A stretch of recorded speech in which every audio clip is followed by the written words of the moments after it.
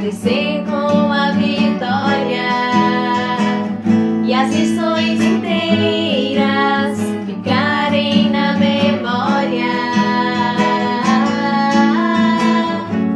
Quem se ocupa ao estender a mão não se oculta e afasta a solidão.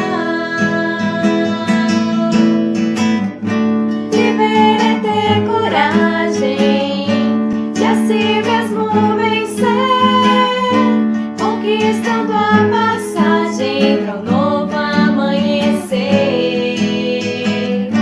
E nessa viagem, depois que o sol nascer, levando na bagagem o amor plantado no ser.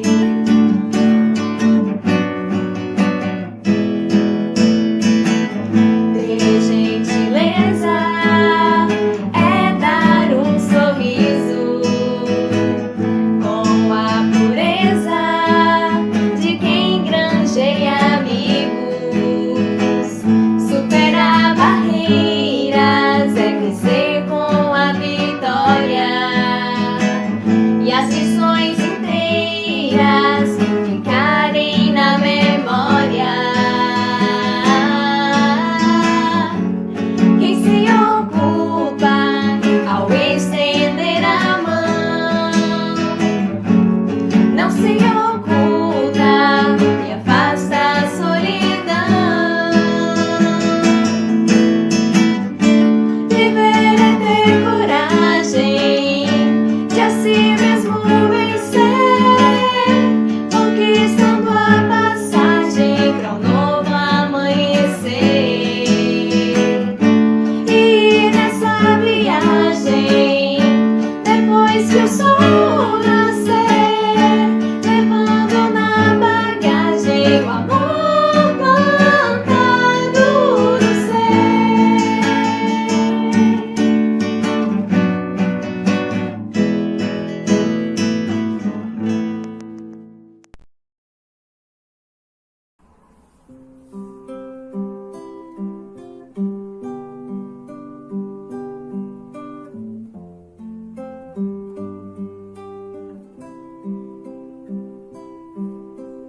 Doce é sentir que em meu coração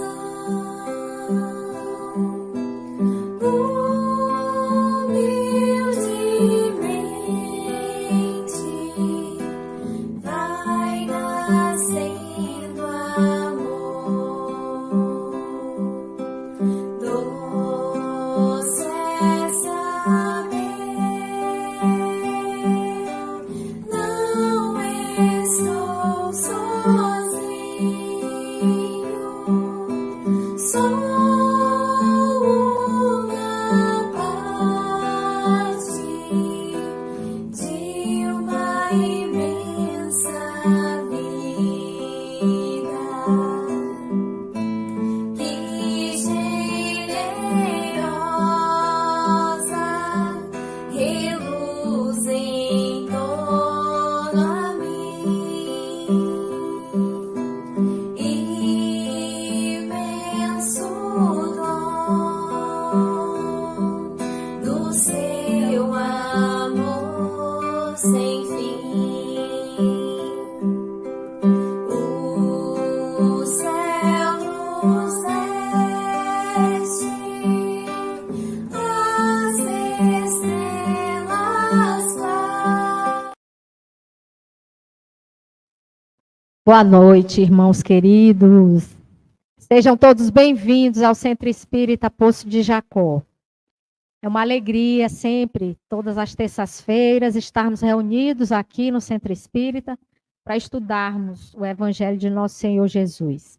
Antes da gente iniciar o estudo da noite de hoje, uma boa noite aos nossos amigos internautas que nos acompanham pela rede social. Um grande abraço. Muito obrigada pela audiência. Vou pedir agora ao nosso irmão Tavares para fazer a nossa prece inicial e logo após a prece, nós vamos ter o nosso estudo de hoje. Graças a Deus, que o nosso Mestre Senhor Jesus seja louvado nos dois planos da vida.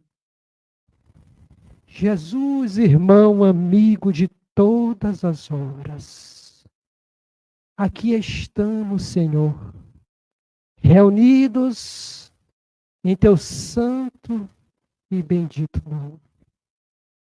Gratidão, Cristo de Deus, pela oportunidade sublime e redentora que nos dá de conhecermos a doutrina dos Espíritos, o Consolador prometido. Derrama, Jesus amigo, as tuas bênçãos sobre cada um de nós, espargindo, espalhando luz, e que esta luz possa igualmente beneficiar todos os nossos familiares, os nossos lares e aqueles irmãos Cristo de Deus em situações mais urgentes que as nossas, no leito de hospitais, nos presídios, nas ruas. Tende misericórdia, Senhor Jesus, desta humanidade que tanto precisa de Ti. Abençoe e ilumine a palestrante desta noite, que sejamos todos beneficiados com a luz do Teu Evangelho, de luz, de paz e amor. Glória a Deus nas alturas, paz na terra, Senhor, a toda a humanidade. Graças a Deus, que Deus seja louvado. E chamamos a nossa amiga Juliana.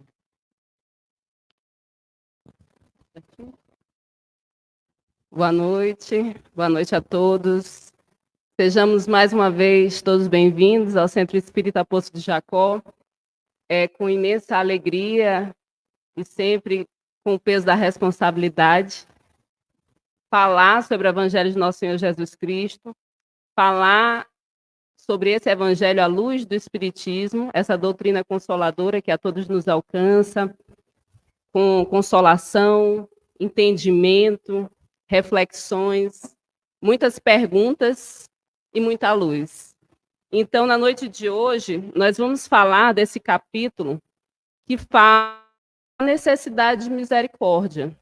Jesus, no Sermão do Monte, ele nos traz essa mensagem que deve calar fundo nos nossos corações, porque assim como nós vamos, ao longo da palestra, compreender que a misericórdia é uma chave importantíssima para cada um de nós. E a respeito disso, nosso Senhor Jesus Cristo nos orientou. Bem-aventurados os que são misericordiosos. Então, eu não sei passar aqui. Descobri. Então, essas duas passagens específicas que estão contidas em Mateus, capítulo 5, versículos de 23 a 26, merecem uma leitura mais atenciosa, e por isso vou fazê-la. Portanto, se você estiver apresentando a sua oferta diante do altar, e ali se lembrar de que o seu irmão tem algo contra você, deixe sua oferta ali, diante do altar, e vá primeiro reconciliar-se com o seu irmão. Depois volte e apresente a sua oferta. Entre em acordo depressa com seu adversário, que pretende levá-lo ao tribunal. Faça isso enquanto ainda estiver com ele a caminho, pois, caso contrário, ele poderá entregá-lo ao juiz, e o juiz ao guarda, e você poderá ser jogado na prisão. eu garanto que você não sairá de lá enquanto não pagar o último ceitil. Essa mensagem, ela fala de uma orientação bem objetiva, cuja transgressão nos traz a prisão, nos traz uma pena. Nós também percebemos Jesus como um legislador.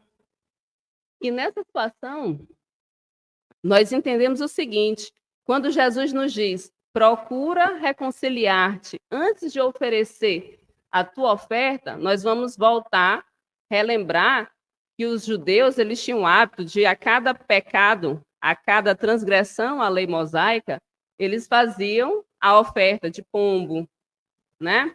De animais, e isso fazia com que se pagasse esse pecado. Então, quando a gente pensa assim, Jesus é o Cordeiro que tira o pecado do mundo, quando a gente fala muito isso, é referência a essa situação de que esse pombo, esse cordeiro, o animal mesmo, ele fazia a retirada, ele quitava essa dívida que se contraía naquele tempo. Mas com o advento do Cristo, esse sacrifício, que até então era feito com os animais, ele passa a ter uma conotação de espiritualidade. O que Jesus quer que nós sacrifiquemos? Vamos fazer essa análise. Será que ele espera um sacrifício material? Ou ele espera de nós um sacrifício das nossas dificuldades, dos nossos pecados? O termo é esse porque a Bíblia ela repete bastante. Eu até fui buscar no original, no grego, e o pecado é o termo usado, inclusive, por Jesus, quando ele diz, teus pecados foram perdoados. É pecado. O que seria esse pecado, né?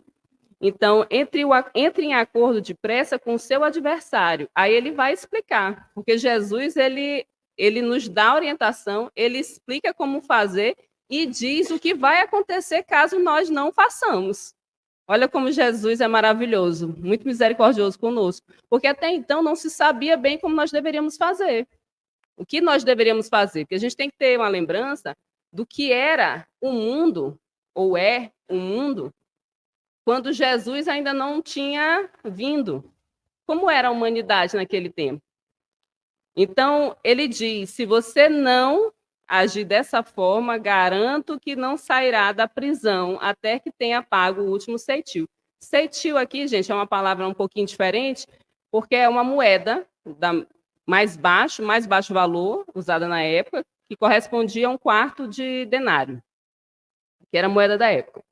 Então, dito isso, nós vamos ver que Jesus está se referindo naquela passagem à lei de causa e efeito. Aquilo que tu fizeres vai gerar uma consequência. Aquilo que tu plantares, tu vai escolher. Toda causa vai gerar um efeito, e todo efeito tem uma causa. Então, tudo que vocês fizerem vai retornar a vocês. E aí, considerando essa lei de causa e efeito, e que está expressa, eu coloquei apenas para simbolizar várias passagens a respeito disso, que muitas vezes as pessoas falam assim, não tem a lei de causa e efeito explícita na Bíblia. Em muitas passagens. Eu coloquei algumas 3 só para ilustrar. Quando diz assim, não se deixe enganar, de Deus não se zomba, pois que o homem semear, isso também colherá. Lei de causa e efeito, lei de retorno. Porque com o juízo com que julgardes, sereis julgados, e com a medida com que tiverdes medido, vos hão de medir a vós. Lei de causa e efeito, lei de retorno, sempre permeando o Evangelho do nosso Senhor Jesus Cristo. Então, quando Jesus ele vai ao monte e profere esse sermão, e lá no item 7, como tem aqui, bem-aventurados os misericordiosos, porque eles alcançarão misericórdia, ele vai nos dar uma chave. Porque quando nós percebemos que nós temos, para cumprir a lei de Deus, existe essa lei de causa e efeito, a lei da justiça divina, sempre operando nos nossos atos, nós nos questionamos, Senhor, será que eu consigo andar direitinho? O que vocês acham? Sempre, em absoluto, sem nenhum erro. Como é que eu vou alcançar essa justiça? Como é que eu vou me alinhar a essa lei? Como é que eu vou fugir da aplicação dessa justiça? Porque eu não sou 100% certo. Aí a gente vem, Jesus vem e nos diz que existe a misericórdia de Deus, mas aí ele vai estabelecendo alguns pressupostos. Ele vai dando a dica do que nós podemos fazer. Então, se a lei ela é dura, a misericórdia ameniza. E como nós vamos obter essa misericórdia? Essa que é a chave da nossa situação. Para entendermos essa passagem da misericórdia, vamos fazer essa seguinte pergunta: quais eram as bases da sociedade quando Jesus veio ao mundo? Quais eram os valores? Será que existe alguma semelhança com aquele momento em que Jesus veio ao mundo com a nossa realidade, após 2000 anos da vinda do Cristo? Será que a base era essa? Orgulho e egoísmo? O que vocês acham?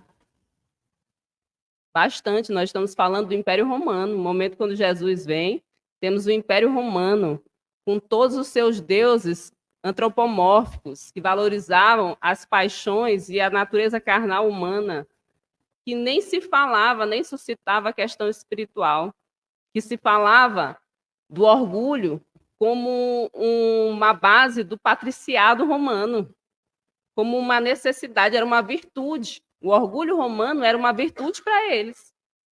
Humildade não era uma palavra daquele vocábulo do tempo.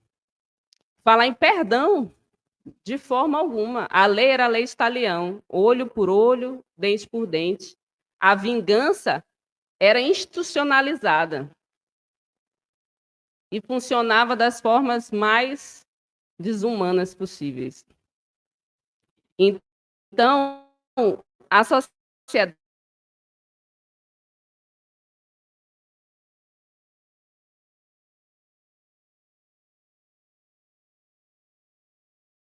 e o que está associado ao orgulho e egoísmo, a gente coloca como centro, porque os Espíritos vêm nos esclarecer que são as duas grandes chagas da humanidade, sempre foram. E, em razão delas, nós vamos ter tudo isso aqui, que impede a nossa marcha evolutiva. O orgulho e o egoísmo trazem a disputa de poder, os prazeres sensoriais, o imediatismo, a necessidade de vingança, as paixões, a ira, um ser humano endurecido, porque todos esses sentimentos, eles trazem um ser humano endurecido, uma mente na treva, um coração como pedra, né? E a pessoa se perde, e um espírito comprometido. Quando nós alimentamos tudo isso aqui, nós nos deparamos com um ser perdido. Daí Jesus dizer, com um ser doente, eu não vim para os sãos, eu vim para os doentes. Somos todos nós, porque alimentamos ainda essas bases, não só na sociedade. A sociedade é reflexo da célula familiar, que porventura subsequente é reflexo do íntimo humano. Então, quando nós temos Jesus, ele veio subverter essa ordem. Ele veio trazer um novo paradigma de ser, de sociedade, como vamos nos relacionar conosco, com o próximo e com Deus. Aí ele vem estabelecer os mandamentos e diz: ama a Deus sobre todas as coisas, com todo o teu coração, entendimento e alma, e ao teu próximo como a ti mesmo. Aí estão contidas as leis e os profetas. Então, ele estabelece a lei de amor. Ele muda um paradigma de dureza, de vingança, que não tinha a fraternidade, e nos traz esse contexto. Onde era a ira, ele diz: bem-aventurados os mansos. Fala da fraternidade, fala da humildade, da esperança. Fala: meu reino não é deste mundo, vou preparar um reino na casa do meu pai. Fala dos prazeres espirituais, ele diz: buscar primeiro o reino de Deus e a sua justiça, e tudo mais será acrescentado. Então, Jesus ele vem mudando, quebrando todos os paradigmas da época e colocando um sistema, um modo, uma conduta, um código moral íntimo, social e espiritual para cada um de nós. E quando ele fala, até faltou aqui, quando nós conseguimos alimentar tudo isso, nós estamos caminhando rumo ao amor, que seria esse sol por excelência, seria essa luz que é o próprio Cristo, seria partilhar do que ele pensa, do que ele sente, do que ele é, e conviver, estar em presença do Cristo, evoluir, estar em presença de Deus. Então, quando ele nos coloca esses dois sistemas, ele nos apresenta o mundo e o sistema do reino de Deus, que seria baseado nos valores espirituais, ele nos dá uma porta de saída. Porque antes do Cristo, quem poderia cogitar essa possibilidade? Todo mundo imerso na sua ignorância, na sua pequenez, com uma lei dura, uma sociedade que não era fraterna, era orgulhosa, que propiciava só as nossas mazelas, que o poder se era estabelecido através da tirania, da exploração do pobre, da exploração dos outros. Mudou muito pouco, mas nós já temos pelo menos a consciência de que esse sistema que tanto nos oprime não é o sistema que Jesus Cristo nos deixou, não é a sociedade que nós almejamos, e que essa modificação ela se dá de dentro para fora.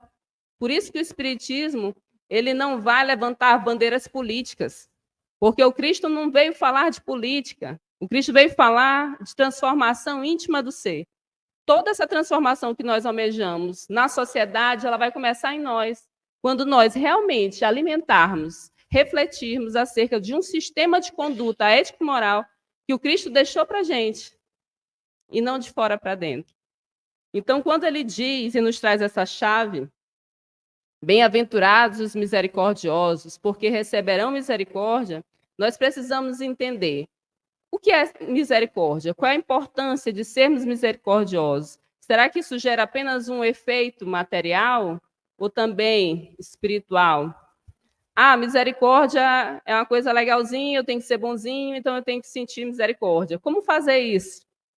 Na verdade, quando nós pensamos a respeito dos ensinamentos do Cristo, nós nos deparamos com reflexões aparentemente simples, mas que, se analisadas com profundidade, elas são imensas em compreensão. Nosso entendimento vai aprofundando e a gente vai compreendendo que ela tem aplicação não só do ponto de vista religioso, porque às vezes a gente usa Jesus como um símbolo de religião. Quando Jesus, na verdade, sempre muito atual, ele é um sol, ele é um norte nos nossos detalhes de casa, no dia a dia, na nossa conduta para conosco, para com o próximo, para com o irmão, para com o filho, diante das dificuldades no serviço, a todo instante. Com os animais, na praia, a gente consegue pensar no que deve fazer ou não deve fazer, se nós considerarmos o paradigma Jesus. Então, quando nós temos isso, eu não tentei colocar num sistema lógico aqui não, viu, gente? É apenas para a gente... Eu gosto de fazer, eu sou uma pessoa visual, então, às vezes, quando eu visualizo de forma sequencial, facilita o meu entendimento a respeito daquilo que eu pretendo aprofundar. Então, aqui, quando ele diz assim, ó, bem-aventurados os misericordiosos, porque encontrarão misericórdia. Vamos lá. Para eu exercer a misericórdia com alguém ou comigo, tem que acontecer primeiro essa situação aqui, do pecado, do erro, da transgressão, do crime, da falha, do equívoco. Aí vamos nas várias... aprofundando à medida, eu errei, foi um erro leve, foi um crime, foi pegado, foi algo mais sério, tem uma certa, como é que eu poderia falar? gradação, perfeito. Tem uma gradação. Então, vamos avaliar. Isso aqui é bom, a gente vai fazendo um exercício, viu, gente? Vamos logo analisando. Quem foi que errou contra mim? Quem foi que pecou contra mim? Quem foi que fez um crime contra mim? Ou o contrário também, viu, gente? Pequei contra quem? Errei com alguém? Falhei com quem? Vamos fazendo essa análise. É para isso que as palestras, esses estudos, eles servem, para a prática. E aí nós temos aqui, ó, em verdade, vamos lembrar que quando tem o pecado, tem que ser associado logo essa mensagem aqui do Cristo. Por isso que eu coloquei do lado. Em verdade te digo que de maneira nenhuma sairás daqui enquanto não pagares o último ceitil. Então, nós, quando erramos, já estamos vinculados ao que os hindus, os budistas, chamam de karma. O que é o karma? Tu vai pagar aquilo que tu fizeste errado. Assim como tu vai colher aquilo que tu fizeste certo. Tu estás atrelado. Então, todos os nossos atos, aí a pessoa vai pensar assim, mas eu não agi, eu só pensei. Opa. Para o mundo espiritual, sentir, pensar, falar, agir, está no mesmo patamar. Até porque temos aí a física quântica mostrando que nós somos energia. Pensamento é energia? A fala é energia? A ação é energia? O sentir é energia? Então, esse é o nosso parâmetro. Tudo que gera energia, ou seja, do pensar, ao sentir, ao falar, ao agir, tudo vai estar atrelado a essa lei bem aqui. E não vamos sair enquanto não pagarmos o último ceitil. Então, meu Deus, eu não consegui me manter retinha. Houve a falha. Ou então, meu irmão não conseguiu se manter certinho. Houve a falha comigo. Como eu devo proceder? Leite talhão, gente? Não mais. Graças a Jesus. Vamos agir com misericórdia. Porém, o que seria essa misericórdia? Misericórdia, ela está atrelada a um sentimento de compadecer-se, de sentir a fraqueza do outro, de se colocar no lugar do outro. Como diz Paulo, os seres humanos são mais frágeis que cruéis. Mas dá para fazer. Se nós não formos levianos, dá para fazer. Fulano me feriu. Mas qual é o contexto de fulano? Será que fulano vai às palestras espíritas e tem conhecimento do que eu já tenho? Como é que foi a criação? Recebeu carinho, recebeu amor, recebeu atenção? Ele tem esses valores na alma? Porque quando a gente percebe que alguém que nos fere não tem esses valores que a gente espera, se ele tivesse, ele não teria ferido, a gente se compadece, ou não se compadece? O ideal é se compadecer, porque a gente sabe que ele tá plantando para ele mesmo. E aí, o que acontece? Quando a gente faz esse exercício, fulano que me feriu, como é a história dele? Será que ele é um ser que sofre? Será que ele é um ser triste? Será que ele teve base? Ele teve entendimento? Ele tem esses valores? Aí a gente vai chegar à conclusão o quê, gente? Que sim ou que não? Que não. Aí a gente passamos esse primeiro exercício. Ele não tem, ou ela não tem, ou nós não temos ainda. E aí a gente segue. Porque a misericórdia, como disse Jesus, bem-aventurados os misericordiosos. Aí a gente pensa assim, não, eu tenho que ser misericordioso, porque vamos alcançar a misericórdia junto a Deus. Será que nós precisamos de misericórdia? Tem alguém aqui que não precisa? Levante a mão. Até quero... Ninguém, né? Então, todo mundo aqui é necessitado desse processo. Assim como eu necessito fazer esse exercício para com o meu irmão que errou comigo, quando eu faço o contrário, eu também vou chegar a essa conclusão. Senhor, eu também sou esse ser que necessito de misericórdia, porque me faltou naquele momento, bem ali, esse valor. Meu coração ainda é duro, meu entendimento ainda é pobre, meu espírito ainda é muito raso. Senhor, eu sou muito rasteira, eu não tenho esse entendimento, eu não tenho essa força, eu não consigo. Temos que buscá-lo. Batei a porta e ela se vos abrirá. Vamos buscar que chega. E aí, com a misericórdia, chega o perdão, que já é um processo mais complexo. O perdão é quando eu digo, te perdoo. Não, isso é a fala. Não necessariamente isso chegou ao coração. Porque o perdão, ele é um sentimento liberado. Muito mais do que uma palavra falada. E esse sentimento de perdão, ele é tão importante e tem como pressuposto esse entendimento misericordioso nessas três vertentes. O perdão ele tem uma relação pessoal. Ele também tem uma relação com o próximo. Mas ele, sobretudo, nos liga a Deus. Então, nessas dimensões, digamos, íntimas, horizontais e verticais, nós vamos ter aí a importância do perdão. Por quê?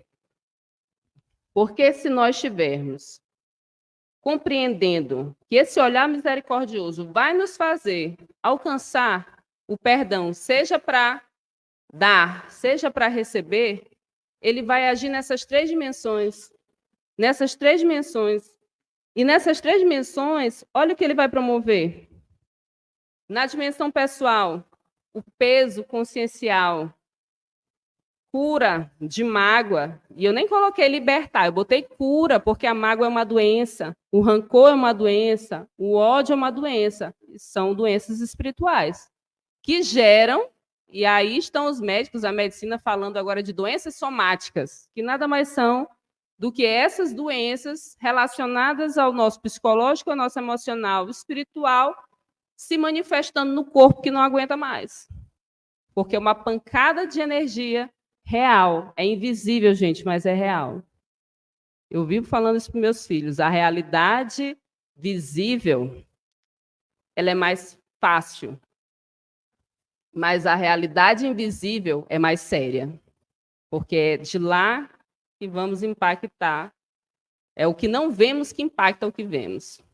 Então, nós temos que pensar a respeito disso. E o Joaquim e a Bebete vivem me dizendo isso. Ai, mamãe vive falando disso. Mamãe vive falando disso. Mas vocês vão crescer entendendo isso aqui. Que o que vocês não veem é mais importante do que o que vocês veem. Apesar do que se vê é mais fácil. Aí eu sempre uso para eles assim, olha, a águia enxerga melhor que a gente. E é um animal. Eu boto logo para que eles entendam de forma didática. Então, a relação com o próximo se libera não só de obsessão, de karma. A gente faz o perdão com o próximo, a gente se libera dele mesmo. Porque todo sentimento de rancor, ódio, ele gera um vínculo. Então, quanto mais a gente diz, eu não quero saber de fulano, eu odeio fulano, eu não sei o que, tu estás, olha, se ligando de tal forma que não passa nem nessa encarnação e nem na outra. Por isso que quando as pessoas vêm aqui na segunda-feira para fazer o tratamento de obsessão, o que se diz? Que onde é que está a chave do tratamento? Em expulsar o obsessor? É modificar o obsidiado. Por quê? Porque a chave está em nós, porque somos nós que nos vinculamos a essa situação. Então, a misericórdia, que gera o perdão, vai gerar a libertação de obsessões. Juliene, mas é só obsessão nesse momento aqui? Quer dizer que então fulano a quem fiz mal, morreu e agora está me obsidiando? Pode ser. Pode ser até que não conheça o fulano, porque já é uma obsessão de outras encarnações. Pode ser até que nem seja nessa, mas na outra, pode ser que venha. Então, a gente se vincula. Por isso, Jesus diz, olha, enquanto estás com o teu adversário no caminho, ou seja, te apressa, porque se ele passar por outro caminho, aí o bicho pega. Porque aí tu vais para a prisão. Qual é a prisão? Essa prisão da obsessão. Quem já sofreu obsessão, e nós sabemos que existem alguns níveis, desde uma obsessão leve a possessão, subjugação, fascinação, sabe que para se livrar de um negócio desse, tenso. Quem já sofreu obsessão pesada sabe que não é fácil. É um processo muito doloroso, é um processo muito complicado. exige de nós muita disciplina mental, emocional, espiritual, e graças a Deus temos os centros espíritas, o Evangelho do nosso Senhor Jesus Cristo, a oração, água fluidificada, tratamento, para que a gente possa, de alguma forma, buscar auxílio. E quando tudo isso aqui acontece, gente, nós encontramos também misericórdia diante de Deus, porque nós também somos necessitados de misericórdia. Então, não é uma libertação, a gente se liberta diante da lei divina, a gente se liberta em relação a um vínculo de rancor e ódio com o nosso próximo, e a gente se cura, porque nós purificamos o nosso coração, a nossa alma, quando a gente só alimenta aquilo que o nosso Senhor Jesus Cristo nos ensinou, o amor, a caridade, a indulgência, a benevolência para com todos. Que são os sentimentos que nós devemos buscar. Conseguimos? Não. Mas estamos aqui justamente para esse esforço. A vida é justamente eterno recomeçar. Não consegui ontem, vou me esforçar para amanhã. Aí aparece uma situação, Senhor, hoje também não deu. Me ajuda para amanhã. Amanhã eu consigo. E assim vai. Tem uma frasinha até filosófica que diz o seguinte: alguém aqui pode alcançar o horizonte? Alguém pode? Mas para que ele serve? Para que façamos o exercício de caminhar de forma contínua. Não desistamos. Então, o horizonte eu não posso alcançar, mas toda vez que eu me dirijo para ele, eu estou caminhando. Vamos alcançar? Não. Nessa encarnação, vamos ser espíritos crísticos? Não. Nosso horizonte é esse, é o Cristo. É inalcançável hoje? Para muitos, sim. Para mim é. Estou falando para não ofender ninguém. Vai que tem alguém que já está aqui altamente evoluído, né? Já pode ser um Cristo na próxima encarnação, mas para mim, numa situação de um espírito ainda primitivo, que está se conhecendo, o Cristo é esse horizonte. Não vou alcançar, tenho consciência, mas me faz caminhar, me faz buscar, me faz saber para onde eu vou. Porque sem ele nós estávamos assim, ó, sem horizonte. Vamos para que lado? Com Cristo nós temos um roteiro seguro.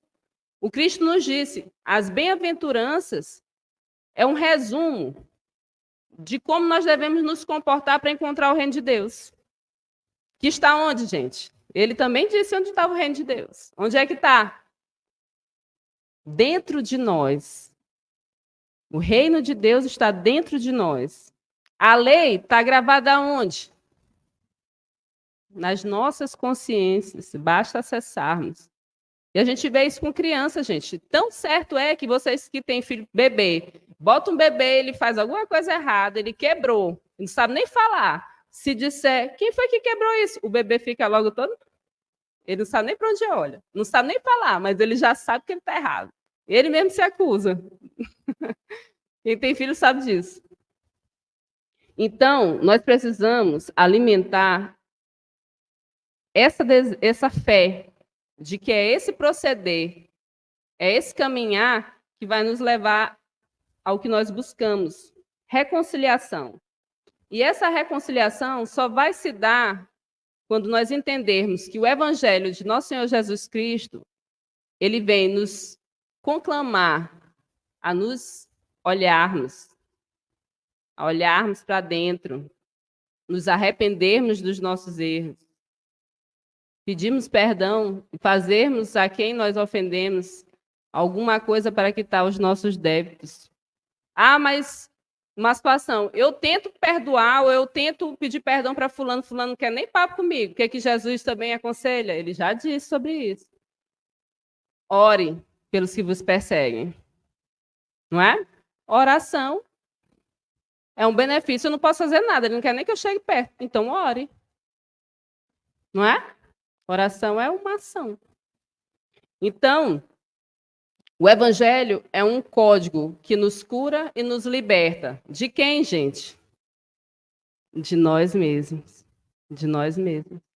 Então, como eu falei no início, a misericórdia é ou não é uma chave de libertação de nós mesmos. A prisão somos nós mesmos, começando com o nosso corpo, porque em mundos celestiais não existe nem esse limite corporal. Os seres celestiais volitam, não se arrastam como a gente, se transmutam. O transporte é o pensamento. A gente ainda tem que ficar procurando na Latam as promoções para ir bem aqui em Fortaleza. Então, essa é a nossa realidade. Por aí a gente vê a nossa pequenez. Quem consegue se transmutar aqui com o pensamento? Quem é que consegue? Ninguém.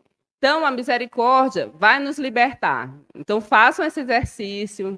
Vamos todos fazer esse exercício, pensando a quem eu ofendi, quem me ofendeu, usar de misericórdia, buscar o perdão, entender a importância do perdão para com Deus, para consigo, para com o próximo, e buscar essa reconciliação, se possível, quando está com o seu vínculo. Eu não vou dizer nem o adversário, é um vínculo no caminho. Porque não vamos sair enquanto não pagarmos essa. Só para finalizar, deixamos essa imagem. Em João, capítulo 8, versículo 12, Jesus diz: Eu sou a luz do mundo. Quem me segue nunca andará em trevas, mas terá a luz da vida. E mais à frente ele diz: Eu sou o caminho, a verdade e a vida. Ninguém vem ao Pai a não ser por mim. Muito obrigada.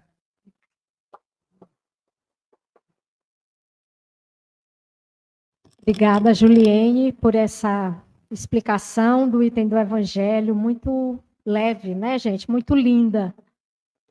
Como é o Cristo, né, para a gente. Nós temos aqui duas perguntas. A primeira eu vou direcionar para o nosso irmão Tavares, né? Diante do contexto atual, qual seria o último ceitil para nós? Boa noite. Deus ilumine, abençoe e proteja a todos nós. Qual seria o último ceitil? Pode ser um sinônimo de, como o Juliane muito bem colocou, de um valor material ou monetário que devemos pagar. Pagar para quem? O que seria esse ceitil?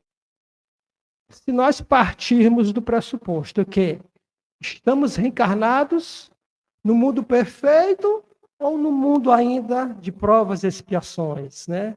Onde viceja o ódio, as misérias morais, etc. Então, nós somos espíritos em evolução. Somos aprendizados. Portanto, todos nós somos devedores. Se somos devedores, precisamos pagar a dívida. Que dívida é essa? E como pagar isso? Quem ceitiu isso? Não é valor financeiro, como o Juliane bem explicou. Porque nós somos devedores de nós próprios. Conhece-te a ti mesmo. Porque ao fazermos uma transgressão, um equívoco perante a outrem, estamos fazendo em verdade a nós próprios. Esse entendimento vai fazer com que a gente, se eu falar mal, eu vou estar, em primeiro lugar, me contaminando. É aquela máxima que a doutrina fala bastante. Se eu pegar uma flor e dar essa flor a alguém, eu sou o primeiro a ser perfumado e entrego a flor. Agora, se eu pegar a lama para jogar a lama em alguém, eu sou o primeiro a ficar sujo. Então, essa dívida é perante o tribunal das nossas consciências. É perante nós. Então, como pagar isso? Em primeiro lugar, não alimentar o sentimento de culpa. Juliane foi muito feliz na fala dela. Muito. Então, então é natural que a gente cometa alguns equívocos no nosso estágio evolutivo. Então, se eu cometo esse equívoco, em primeiro lugar, eu não posso alimentar a culpa. Porque se eu alimento essa culpa, Juliane colocou, eu posso, inclusive, desenvolver uma doença. Um câncer A medicina vem explicando. É uma doença psicossomática. Claro que tem os gatilhos materiais, mas, sobretudo, é aquele ódio, é aquele rancor, é aquela raiva que eu estou aqui dentro de mim alimentando, e aquilo vai se desencadear no corpo físico. Portanto, este sentiu, eu preciso pagar através do perdão. O tempo é curto, daria para falar também da transição planetária, mas infelizmente a gente vai para a próxima. Obrigado. Obrigada, Tavares, por essa resposta muito pedagógica, né, pessoal? Tem mais uma aqui que eu vou direcionar para a Juliene. Em termos de reconciliação com os adversários, quando somente uma das partes quer a reconciliação e o outro não perdoa, o que fazer? Quando o outro não perdoa, quando o outro não quer a reconciliação. É uma situação bem comum. E aí, voltamos àquela situação. Você tem gerência sobre o outro? Você não tem. Você só tem gerência sobre quem? Sobre si mesmo. Faça a sua parte. O que eu posso fazer? Jesus diz, faça o bem a quem te deseja o mal. Se eu puder fazer alguma coisa por ele, faça. Mas eu não consigo fazer de forma no plano material, não posso ajudar com dinheiro, não posso ajudar com algum favor ou com algum benefício. Ore. Gente, o maior presente, o maior benefício que nós podemos fazer por alguém é oração, é orar. Não à toa Jesus disse, orem uns pelos outros. Orem uns pelos outros. Então, orem. Jesus também disse, orem pelos que vos perseguem.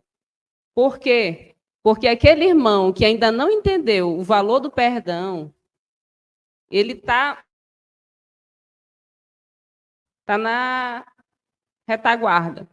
Se você já entendeu o valor do perdão e quer buscar a reconciliação, aquele irmão não quer, faça a sua parte. Haja com misericórdia. Seja benevolente. Mas ele tem feito isso, falado isso. Silencie diante das ofensas. Não é? Não alimente a discórdia. Porque às vezes a gente fala, eu falei aquilo para ele que ele também não quer, aí eu já também me irritei e falei logo isso tudo. Eu sou dona disso, viu? Eu era dona disso. Aí, com o tempo, eu comecei a perceber que aquele não reconciliar de fulano estava tirando a minha paz. Mas ele não quer e eu que fico sem paz? Não. Ele não quer, eu tenho que buscar a minha paz. Eu vou fazer a minha parte, eu vou orar, eu vou fazer todo o bem possível. Se eu puder fazer algum favor, levar algum benefício, ajudar de alguma forma, estou aqui, eis-me aqui, Senhor. Fulano não quer? Meu amigo, lamento. E que Deus me ajude para não manter o vínculo. Vamos fazer a parte da gente. Então, é isso, pessoal. Espero ter respondido. Obrigada, Juliane. Respondeu sim. Nós vamos fazer a nossa prece agora de preparação para o passe. Logo após o passe, nós vamos ter água fluidificada aqui atrás, todos podem fazer uso. E vamos lembrar aos nossos irmãos que estão nos acompanhando que da sua água fluidificada. Traga a sua água para ser fluidificada, para que nossos benfeitores amigos coloquem, depositem os remédios que nós necessitamos. Então, fechemos os olhos nesse instante. Vamos sintonizar com o nosso mestre, com o nosso divino amigo Jesus, que ele possa nos envolver com toda a sua misericórdia, nos trazendo paz, fortaleza, Senhor, para que possamos vencer as dificuldades, os sentimentos ruins que ainda nos aprisionam, que nos detêm a marcha. Que o Senhor possa nos abençoar nesses instantes, nos inspirar com coragem, com a tua luz, mestre querido. Possa envolver todos os nossos irmãos encarnados e desencarnados que necessitam, Senhor, do perdão, de liberar o perdão. de perdoar também, de pedir perdão. Nós te damos graças, Senhor, por todas as orientações que recebemos nesta casa de oração. Graças a Deus, que o Senhor abençoe a todos nós que te buscamos e tua mão amorosa possa sempre nos envolver, nos encaminhar. Possamos receber os benefícios do passe e te pedimos por todos os irmãos que estão em tratamento, necessitando do teu amor, da tua luz. Ser conosco hoje e sempre, que assim seja. Nos preparemos para o momento do passe e fluidificação das águas. Coloque um recipiente com água limpa para ser fluidificada. Irmãos, não importa aonde você está, quais as dificuldades que está enfrentando, Jesus está sempre pronto para vir em nosso socorro. Coloque-se de maneira confortável, que lhe facilite a concentração e a receptividade. Respire lenta e tranquilamente. Inspire, expire. Inspire, expire. Encha seus pulmões de ar e solte bem devagar. Deixe que energias de tranquilidade e paz penetrem seus pulmões, circulem por todo o corpo. Sua alma, em harmonia com o corpo, se sente tranquila e em paz. Mentalizemos a passagem de Jesus, dia claro. Os raios dourados do sol iluminam a paisagem alegre de Cafarnaum.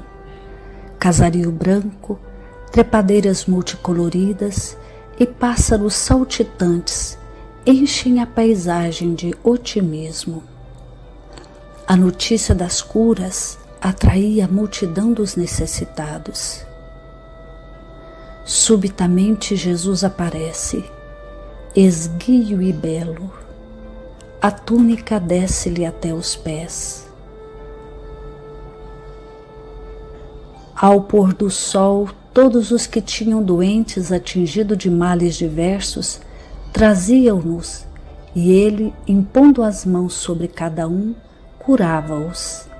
Assim narra o evangelista Lucas. Mentalize Jesus se aproximando de você. Ele impõe as mãos amigas sobre a sua cabeça. Perceba que de suas generosas mãos caem uma cachoeira de águas claras e puras, vindas do seu amor, a te banhar. Derramam-se em sua cabeça, descem pelos ombros, banham todo o seu ser, te trazendo paz, serenidade, equilíbrio. Limpam todas as impurezas e te pacificam. Sinta estas águas te banhando, limpando. Respire. Mentalize agora Jesus como sol diante de você. Sua luz, seu calor te envolvem. Sinta as energias curadoras que emanam do Cristo em sua direção. Ele ouve as suas preces. Confie nele. Seu amor é infinito e te acompanha e protege, oferecendo de tudo o que necessitas. Confie. Absorva as energias curadoras de Jesus. Sua luz te envolve. Sinta essas energias percorrendo todo o seu corpo. Sinta-se fortalecido e em paz. Senhor Jesus, divino amigo, estende as tuas mãos generosas, Senhor, e transforma estas águas em remédio para os nossos males físicos e espirituais. Guarda-nos, Jesus, em sua paz. Estende as vibrações de amor em benefício do meu lar, Senhor. Que aqui possa reinar a paz, a saúde, a tranquilidade. Nós lhe rendemos graças, Jesus. Fica conosco hoje e sempre. Graças a Deus. Faça uso da água fluidificada.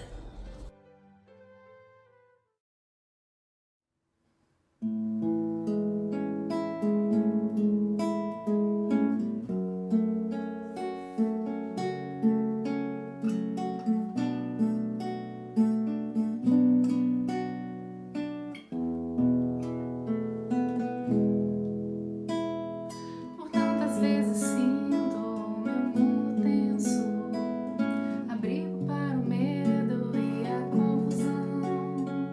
Procuro em vão achar tranquilidade, perdido no deserto de uma solidão. Como Paulo pela estrada de Damasco, encontro tantas pedras a me atropelar. Fico cego em frente às dificuldades e ao Senhor começo a perguntar: que farei para mudar o meu destino? Que farei para conseguir ficar em paz? Que farei para encontrar felicidade? Que farei para entender sua vontade? Atitudes de amor para com seu irmão, seja onde for, abrir seu coração, fazer da caridade uma bandeira de luz. O caminho certo é seguir Jesus. Saulo de Tarso entendeu o recado de perseguidor. Ele virou seguidor. E depois disso, tantas e quantas vezes retribuiu o mal com o bem. Meus amigos, todo aquele que tenta praticar a caridade é também discípulo de Jesus.